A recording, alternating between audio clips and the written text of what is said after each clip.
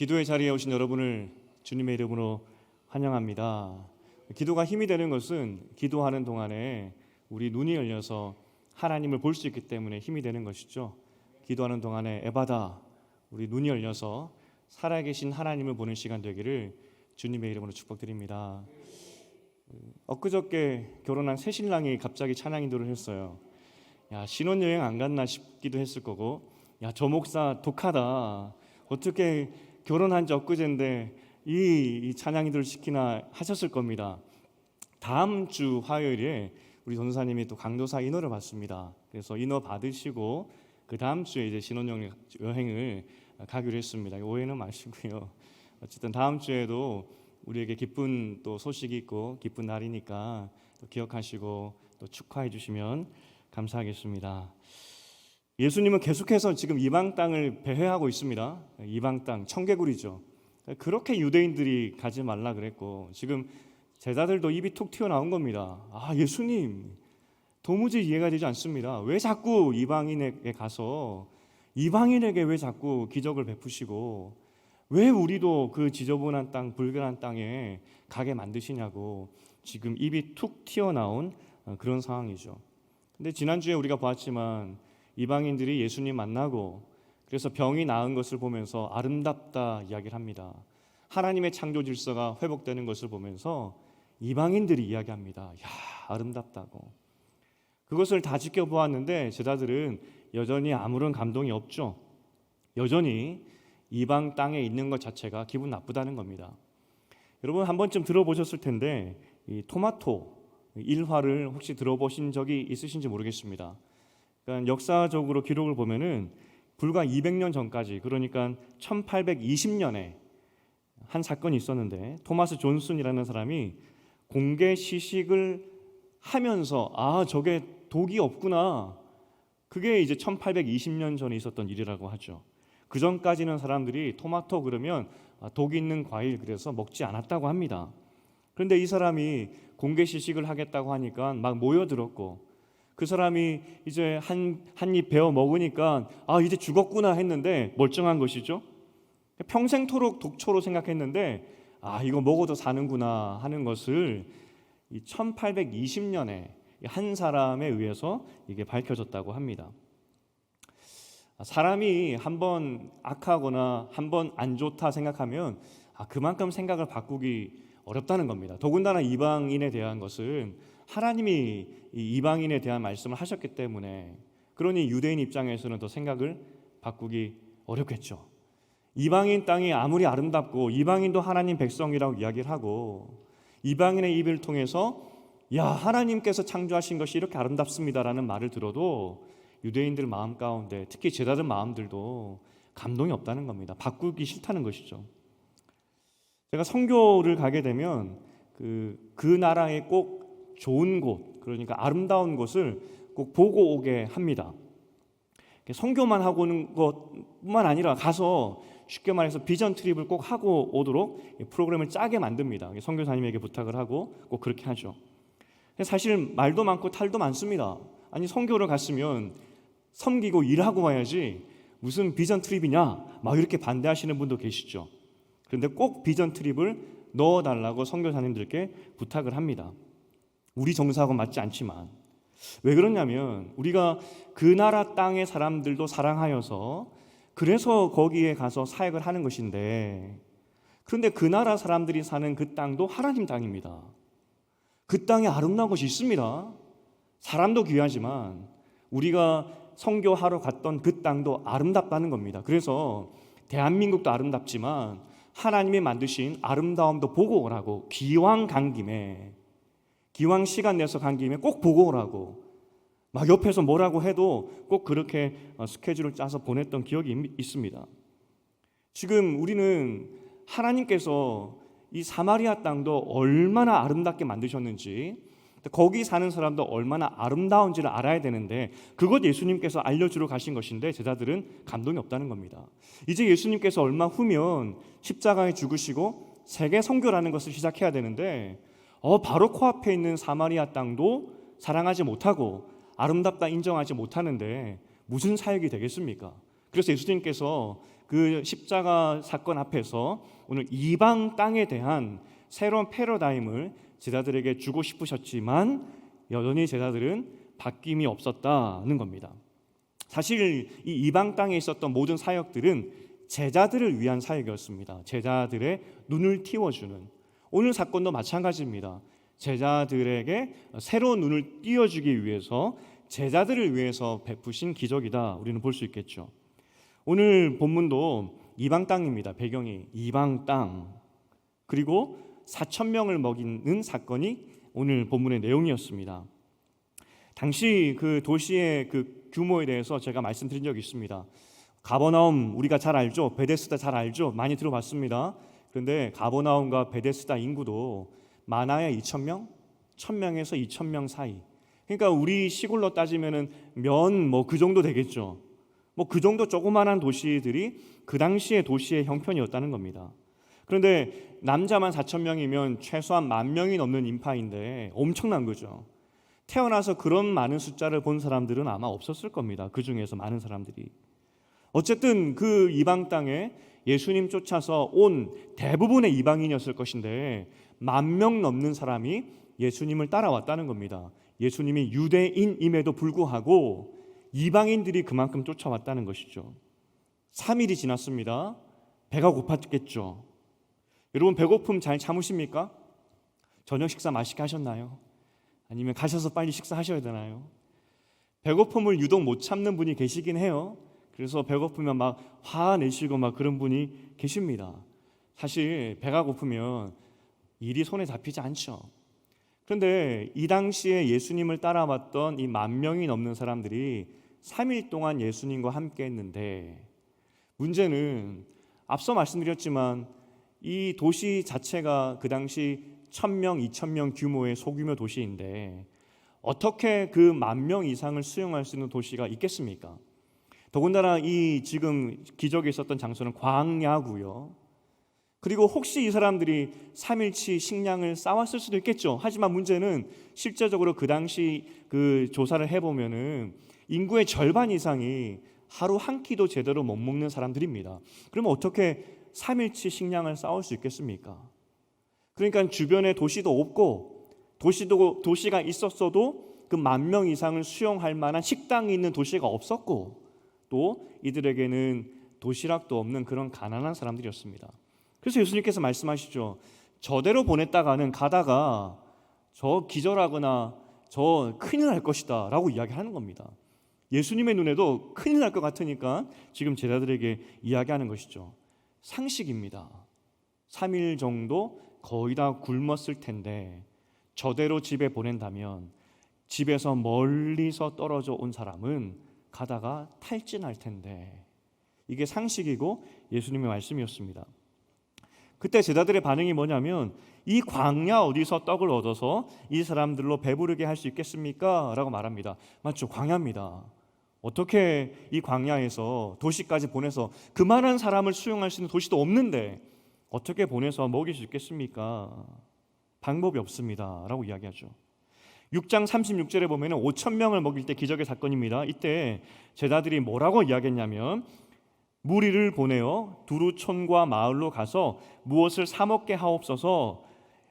이거 제자들이 했던 말입니다. 5,000명이 모였을 때, 훨씬 더 한 20,000명 정도 모였을 때에는 제자들이 나서서 이 사람들 지금 예수님 따라온다고 밥도 못 먹었는데 빨리 인근 도시에 흩어 보내서 먹여야 됩니다. 밥 먹여야 됩니다. 이렇게 걱정했던 제자들인데, 지금 상황에서는 오히려 예수님이 묻죠. 저 사람들이 3일이나 굶었는데 어떻게 해야 되겠느냐. 사실 제자들 입장에서는 이거 이방 땅에 왔었기 때문에 유대 땅이 아닐 겁니다. 아니죠. 아니니까 길도 몰랐을 겁니다. 그러니까 상황도 잘 모를 거고, 도시에 어떤 도시가 있는지 모를 거고, 주변에 또 광야였기 때문에 이들의 말이 맞을 겁니다. 그러니 자연스럽게 이 사람들이 이렇게 반응을 하는 것이 뭐 이상하지 않아 보이기도 합니다. 지금 어떻게 할 방법이 없습니다. 이게 제자들의 이야기였죠. 예수님께서 그 다음에 그런데 물어보시는 것이, 너희에게 떡 몇 개가 있느냐라고 물으셨습니다. 떡이 몇 개가 있느냐? 왜 물었을까요? 예수님이 떡 몇 개가 있느냐 왜 물었을까요? 새로운 기적을 베풀기 위해서 물으신 거 아니겠습니까? 아니, 당장 5천 명 사건만 기억을 해도 떡이 몇 개가 있느냐 연관되지 않았겠습니까? 기억만 한다면 이게 자연스러운 유추 아니겠습니까? 제가 가끔 이제 핸드폰을 가지고 이제 그 물건 사는 사이트를 막 보고 있을 때가 있습니다. 잘 그러진 않지만 물건 보는 사이트를 막 보고 있으면은 아내가 와서 묻습니다. 뭐 살려고? 뭐 살려고 묻습니다. 그럼 저는 이제 모르는 척하면서 이거 사고 싶은데라고 하죠. 그런데 아내가 그걸 반응을 해줘야 되는데 모른 척하고 가버릴 때가 있습니다. 굉장히 속상하죠. 아니 내가 맨날 사달라는 것도 아닌데 저 보고 있으면 뭐야 하면서 반응해주면 좋은데 그냥 가더라는 겁니다. 예수님께서 지금 너에게 떡이 몇 개가 있느냐, 이거는 내가 너에게 새로운 기적을 보여줄게 그 이야기인데, 설마 예수님이 제자들이 떡 7개가 있습니다 라고 말을 했을 때 예수님이 7개가 있어? 그래 알았다 하고 끝나버렸으면 이거만큼 코미디가 어디 있겠습니까? 설마 예수님께서 7개가 있습니다 라고 하면 그래 7개가 있어? 그래 그걸로 끝낼 뿐이 아니지 않겠습니까? 근데 제자들은 그 다음 것을 생각을 못 하더라는 겁니다.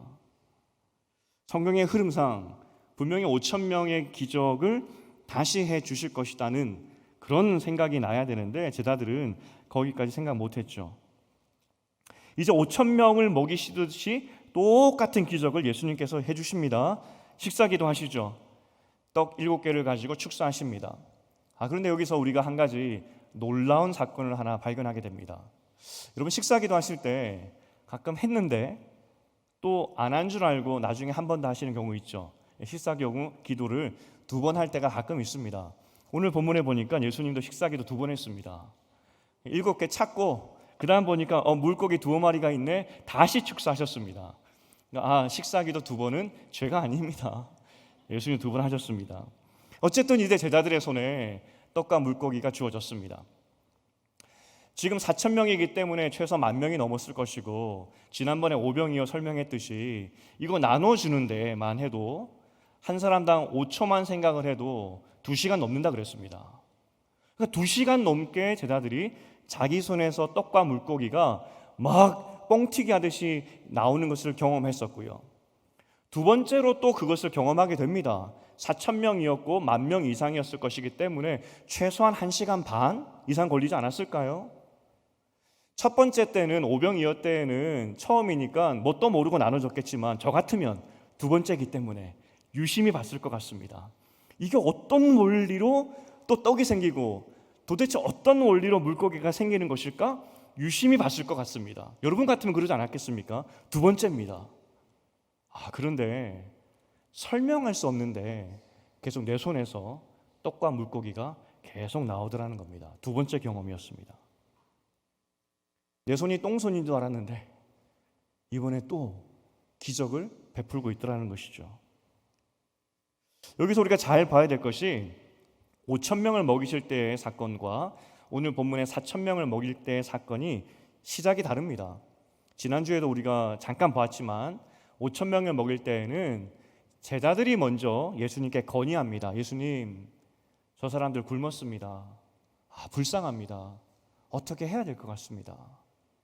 그런데 4천 명을 먹일 때에는 예수님이 오히려 말씀하십니다. 저 사람들 3일이나 굶었는데 저러다가 집에 보내면은 기진하여서 쓰러질 것 같은데. 그런데 제자들은 반응이 없어요. 그리고 6절에서 예수님께서 명령하시죠. 앉으라. 직접 명령하셨습니다. 앉으라고. 그리고 예수님께서 주도적으로 기적을 베푸셨죠. 제자들이 이렇게 한 이유는 이방인이기 때문에 그러했다라고 볼 수 있겠습니다. 이방인이니까. 제자들은 지금 입이 튀어나온 상황입니다. 왜 예수님 이방인 땅에 가서 왜 자꾸 이방인을 만납니까? 우리 원치 않습니다. 그들이 굶어 죽든 말든 우리는 상관하지 않습니다. 그러한 마음에서 제자들이 이렇게 반응했다라고 볼 수 있겠죠. 2절에 예수님께서 분명히 말씀하셨습니다. 내가 무리를 불쌍히 여기노라. 내가 저 무리를 볼 때 너무나 불쌍하다고. 하지만 제자들은 불쌍하지 않았다는 겁니다. 근데 우리가 여기서 다시 한번 볼 것이 1절의 시작이었습니다. 원어로 보면은 그 무렵이라 되어 있는데 하나가 한글 성경에 빠져 있습니다. 다시. 그 무렵에 예수님께서 다시 기적을, 다시 어떤 사건을 행하실 것인데 지금 모든 세팅이 오병이어의 기적을 다시 보여주시겠다는 것이 이미 1절에 다 있었다는 것입니다.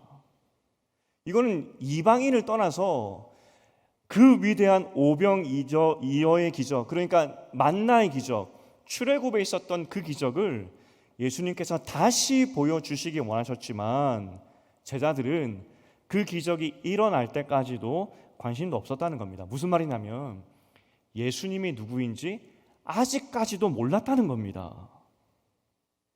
제자들의 눈이 떠지지 않았다는 겁니다.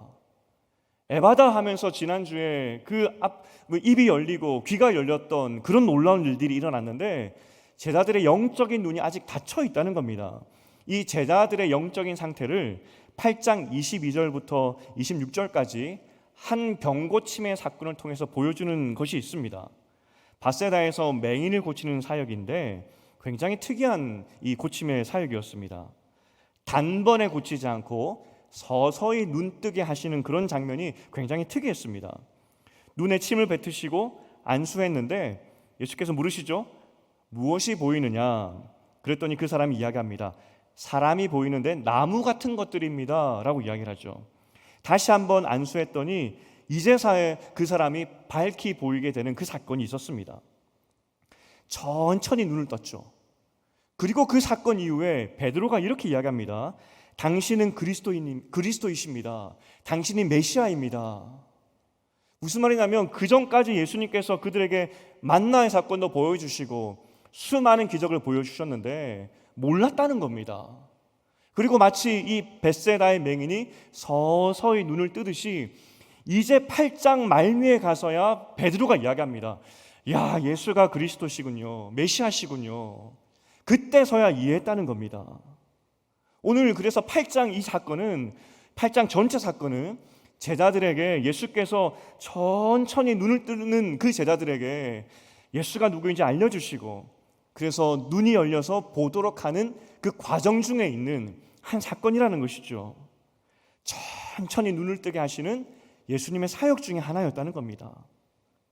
처음부터 제자들이 예수를 눈을 번쩍 떠서 메시아로 고백했던 것이 아니라 그들도 예수가 누구인지 몰랐고 8장 말미에 가서야 메시아군요 이렇게 고백했다는 것입니다.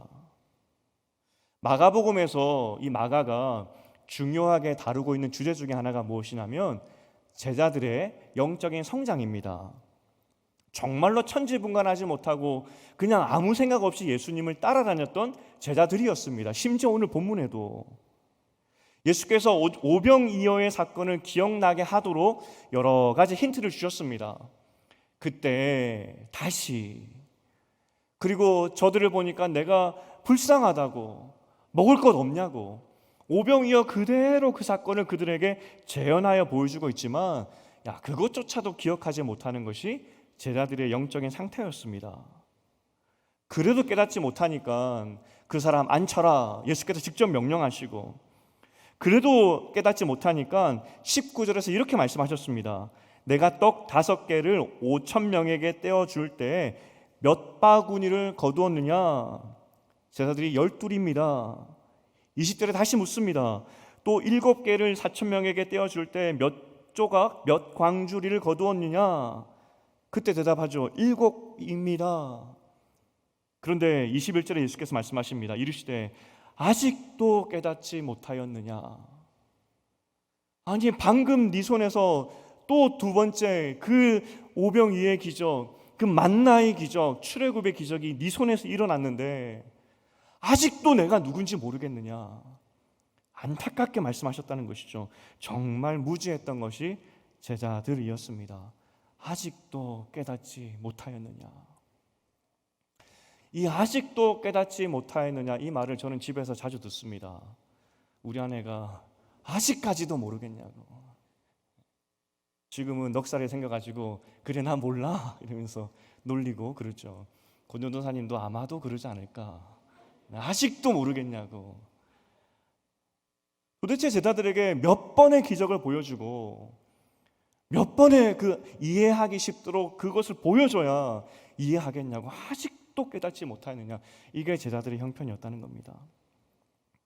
그런데 오늘 우리가 다시 주목해야 될 것이 우리 예수님의 열심입니다. 자기 손에서 그런 뻥튀기 하듯이 오병이의 기적을 보았음에도 불구하고 아직도 깨닫지 못한 제자들 내치지 않으시고 그들에게 열심으로 내가 누구인지 알려주시는, 이방 땅에서 야 아름답다 이 고백이 도무지 무슨 내용인지 모르는 그 제자들에게 앞으로 감당할 사역을 위해서 오늘 이 제자들을 끌고 이방 땅에 가셔서 열심히 가르치시는 예수님의 열심, 이 열심이 이 제자들에게 함께 있었기 때문에 결국 그들의 입술 가운데 예수는 메시아입니다, 그 고백을 할 수 있었다는 것입니다. 이 기다림의 인내. 여기서 한 가지 우리가 또 볼 것이, 왜 예수님은 3일 동안 기다리셨을까? 지금 쫄쫄 3일을 굶은 거거든요. 그 안에는 노약자도 있을 것이고 또 이 어린아이, 여성 뭐 다 섞여 있지 않았겠습니까? 진즉에 예수님께서 기적을 베푸셨을 수도 있을 텐데 왜 3일이나 기다리셨을까 했을 때 이건 역시 제자들을 위한 시간이었다 보는 것이 맞겠죠. 저 불쌍한 사람들, 쫄쫄 굶고 있는 사람들에게 예수님 전에 5,000명도 먹여주셨는데 상황이 너무 비슷합니다. 광야로 왔고 먹을 것 없고 저 많은 사람들을 어떻게 먹일 수가 있겠습니까? 예수님 한 번 더 먹여주시옵소서. 그들에게 생각할 수 있는 3일의 기회를 주셨다는 것이죠. 다큐멘터리를 보니까 한국의 부모들과 이 서양의 부모들 교육하는 방법에 대해서 이야기한 것을 보았습니다. 뭐 어떤 것이 100점이라고 말은 할 수 없겠지만 그래도 한 가지 생각해야 된다라고 하면서 만들었던 다큐멘터리였습니다. 한국의 부모들은 아이가 잘 모르면, 어려운 문제가 나오면 옆에서 가르쳐 줍니다. 그죠? 우리는 그걸 못 참습니다. 가르쳐 주죠. 서양의 부모들은 절대 안 가르쳐 줍니다. 야, 솔직히 저도 한국 사람이지만 독하다 싶었습니다. 안 가르쳐 주더라고요. 스스로 알 수 있도록. 하지만 중요한 것은 그 아이가 그 문제를 풀 수 있기 때문에 부모는 기다리는 것이죠. 만약에 절대 풀지 못하는 문제를 주고 너 풀어봐 하는 것은 이건 폭력입니다. 그죠? 고문입니다. 그렇지만 모든 풀 수 있는 조건들과 풀 수 있는 사전 지식을 다 줘놓고 기다리는 것은 지혜죠. 예수님께서 제자들에게 3일을 주셨습니다. 충분히 깨달아 알 수 있는 시간, 그리고 그들에게 모든 힌트를 다 던져주셨습니다. 12명 중에 단 한 사람이라도 그때 5,000명과 너무 사건이 비슷한데 예수께서 또 그 5,000명의 사건을 우리에게 보여주시는 거 아니야? 라고 한 명만 생각했다면 이 문제는 너무나 쉽게 풀렸을 것인데 12명 중에 단 한 사람도 그 이야기를 하지 않았다는 겁니다. 이것은 12명 모두에게 불행입니다. 어떻게 12명의 친구 중에 그 지혜로운 사람 한 명도 없었느냐? 불행이죠. 결국 예수님의 인내가 승리합니다. 모든 과정을 끝나고 결국은 8장 말미에서 예수는 그리스도다, 그 고백을 하게 하셨죠. 오늘 마가복음의 첫 독자는 로마교회 성도다라고 말씀드렸죠. 지금 로마교회 성도들이야말로 지금 상황이 마치 4,000명의 상황과 똑같았습니다. 그들에게는 광야였고 그들에게는 아무 상황이 보이지 않는 정말 3일을 굶었기 때문에 기진한 그런 상태였습니다. 하지만 그들이 죽었나요? 그들이 멸망했습니까? 그들 눈앞에서 그 바울과 그 베드로가 한순간에 순교하였고 네로가 지금 로마교회 성도들을 죽이려고 하고 있었지만 그들이 망했습니까? 그들이 살아날 수 있었던 것은 오늘 예수께서 그 4,000명뿐만 아니라 그 제자들에게 인내하며 예수가 누구인지 보여주셔서 눈이 띄어서 예수가 누구인지 알게 하셨기 때문에 고백하게 만드셨던 그 인내, 그 인내처럼 로마교회 성도들에게 믿음 주시고 신앙 주시고 예수가 누구인지 보여주셨기 때문에 로마 교회 성도들이 이 칼의 시기, 그 위험의 시기 가운데 견디고 인내하고 광야의 시기를 이길 수 있었다는 것이죠. 로마 교회 성도들이 지금 마가복음을 가져다 들었습니다. 우리는 죽게 되었는데 어떻게 해야 되겠습니까? 마가가 이야기합니다. 너희 눈이 열리면, 예수가 누구인지 알게 된다면 이 정도의 시험과 이 정도의 위험은 아무것도 아님을 알게 될 것이다. 그렇게 성경을 써주고 있다는 것이죠. 이제 적용입니다. 우리가 이 광야의 3일에 있는 이 제자들의 모습을 보면서 한 가지 먼저 기억할 것은 예수님의 성실입니다. 우리의 신앙의 성장을 위해서 예수께서 지금도 인내하고 우리에게 알려주고 계시죠. 예수님이 누구인지 설명해 주시면서, 때로는 믿음이 약해서 넘어졌지만 그래도 우리를 불쌍히 여기시며 일어나기까지 기다리시는 예수의 인내가 있기 때문에 우리는 오늘도 여기 있는 겁니다. 특별히 오늘 기도의 자리로 오셨지 않습니까? 간절히 바라기는 어떤 상황 가운데 또 어떤 기도 제목을 가지고 오셨는지 모르겠지만 눈이 열려서 결국 제자들이 고백했듯이 예수 그리스도는 메시아입니다. 예수님은 그리스도이십니다. 예수님은 하나님 아버지 살아계신 주님이십니다. 고백하는 여러분 되시기를 주님의 이름으로 축복드립니다. 이 믿음이 우리를 살린다고요. 결국 제자들이 그렇게 고백을 했고, 결국 제자들이 그 고백을 했기 때문에 초대교회를 감당했고 또 로마 교회도 그 어려움을 이겼다는 겁니다. 우리에게 필요한 것은 예수가 누구인지 정확히 아는 신앙이라는 겁니다. 두 번째는 여러분에게 간절히 부탁드리고 싶습니다. 12명 중에 딱 한 명만이라도 제정신이었다면, 딱 한 명만이라도 그 5,000명의 사건을 기억했다면, 야 이거 5,000명 사건이나 너무나 비슷한데 라고 말해줄 수 있었다면 얼마나 좋았을까. 사실 어쩌면 이 자리에는 기가 막힌 기도 제목으로 오신 분들, 기도해야 되지만 기도도 할 수 없는 그런 영적인 깊은 수렁 가운데 있는 분도 있을 수가 있습니다. 우리가 함께 기도회로 모인 이유가 무엇이겠습니까? 왜 예수님께서 함께 모여 기도하라고 말씀하셨겠습니까? 우리가 소리내어서 간절히 부르짖기 시작할 때 우리의 기도 소리, 우리의 간절한 부르짖음, 그 소리가 낙심하고 절망에 빠진 또 다른 우리의 성도들에게는 그 소리가 희망의 소리로 들릴 수 있다는 겁니다.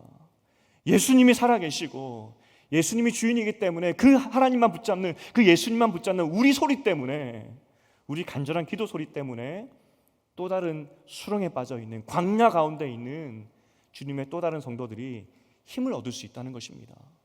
우리가 귀한 모였습니다. 간절히 축복하고 바라는 것은 우리가 서로 깨워주는 성도의 관계가 되었으면 좋겠습니다. 내 기도 소리를 통하여서 내 부르짖는, 내 확신에 찬 주님이 그리스도이십니다. 내가 비록 3일의 광야길을 서 있지만 주님이 나를 구하실 것입니다.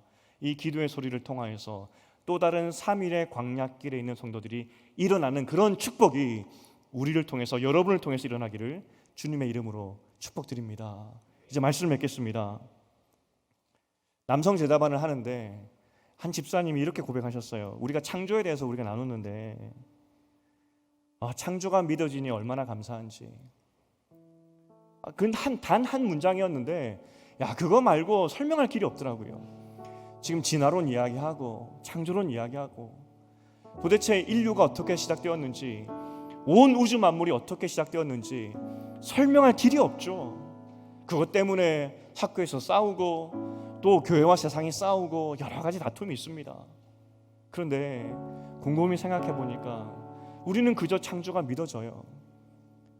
이 믿음이 있기까지 여러분 스스로 그 믿음을 가지셨다고 생각하십니까? 아무도 그렇게 생각하시는 분이 없을 겁니다. 예수께서 우리를 참으시고 인내하시면서 결국 우리 눈이 열려서 세상 만물 보니까 과학으로 설명할 수 없지만 하나님이 창조하셨습니다. 이 고백하게 만드신 분이 예수님이시라고요. 이게 예수님의 열심이었고 하나님의 열심이었습니다. 이 믿음 주는 거. 우리의 눈을 떠서 이 믿음 주시게 하신 분이 하나님이시고 그분의 열심이신데 우리 인생길도 우리 하나님께서 열심히 인도하지 않으시겠습니까? 가장 좋은 길로, 가장 아름다운 길로. 하나님을 믿게 하신 그 하나님의 열심, 그 열심이 우리를 향한 하나님의 열심이라는 것을 기억하시기 바랍니다. 천지분간하지 못하고 아직도 깨닫지 못하는 제자들을 포기하지 않으시고 믿음 주신 그 하나님께서 우리의 인생길을 이끌고 가신다는 겁니다. 이 하나님의 열심이 우리 겁니다. 이 열심 믿으시고 주님만 꼭 붙잡는 여러분 되시기를 주님의 이름으로 축복드립니다.